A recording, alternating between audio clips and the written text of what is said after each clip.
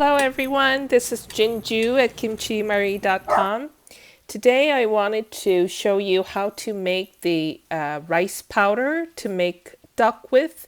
Not all tteoks, but this particular tteok for Songpyeon and for Seolgitteok, and you can also make Tteokbokki with it.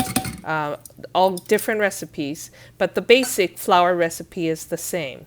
So we're going to soak 2 cups of short grain rice, and before we soak it we want to wash and rinse it well.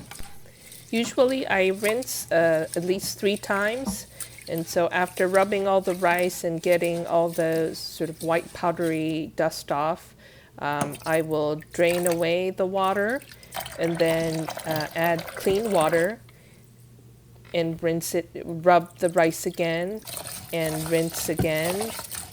So you want to repeat this 3 times. I actually have a post on my blog on how to use all this rinsed rice water for watering plants. It's even good for your skin, I heard, so you can use that. I also use it the last rinse, beyond the 3rd rinse.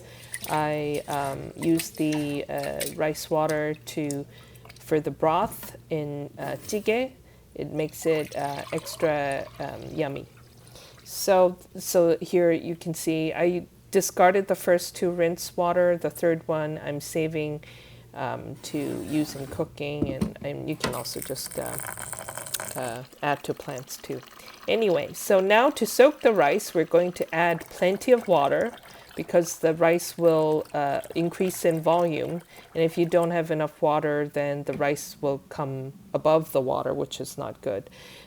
So this is rice soaked after 5 hours. You can also soak it overnight in the fridge if you'd like.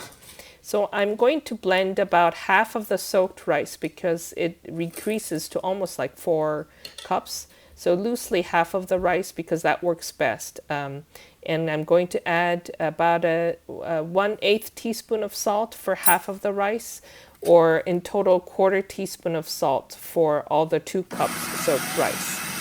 So now first I'm going to blend it for about a minute, and you can see that the first time the bottom layer is moving but the top layer is kind of stagnant. And so if you just keep on blending like this, then it won't be finely blended or ground all together.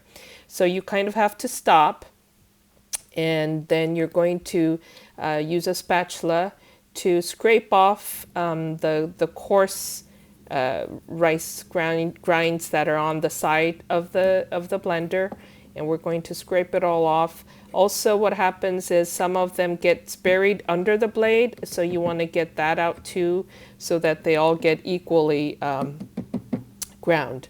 So now I'm going to do it for the second time for about 30 seconds to a minute, and you can see that things are moving better, right?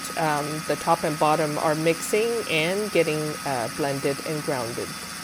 So then, yeah, you can see from this top view here too that things are moving along a lot better. But still, you will, over time, you'll see some of the granules again sticking to the sides because they're bigger. See, the sides, the stagnant part is getting more and more. So at this point, we want to stop again and going to scrape off like we did before. And also the bottom, make sure everything's loose. Then we're going to cover and we're going to blend it one last time. So now blend it for 1 more minute, and you can see now that actually everything's being blended equally. And when it's getting to that last part, you'll see very fine particles kind of start to spray on top. And this is a good sign. So now we are almost done. And we're going to continue to blend until that minute is over. And you can even do it a little longer if you just want to make sure that they are just ground to the finest possible size.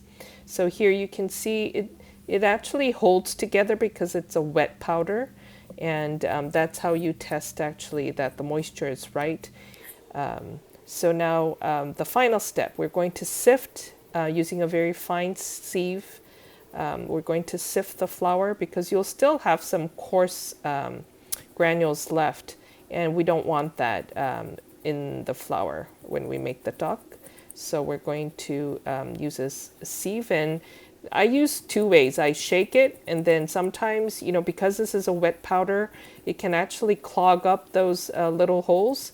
So I sort of push it down with my hands, and this is what you have left at the end, a very coarse powder compared to the fine one down there. I'm just comparing, see how, yeah, this one just kind of, they feel like sand basically. So now, and those coarse ones, if you have a half a batch left, what you can do is you can put it back into the blender and blend it again with the other half that we have left. So quickly, I just wanted to share with you the two different kind of rice that Koreans use to make tteok, and the two different types of tteok. On the left, that sweet rice is made into sweet rice powder, or also mochiko flour is the same.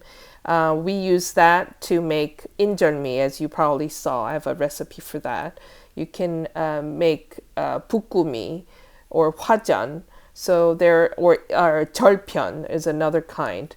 And then with the short grain rice flour on the right, we make that wet, fresh flour that I just made today with you on the video. With that, we make tteok like Songpyeon, tteok for Tteokbokki, Tteokbokki tteok.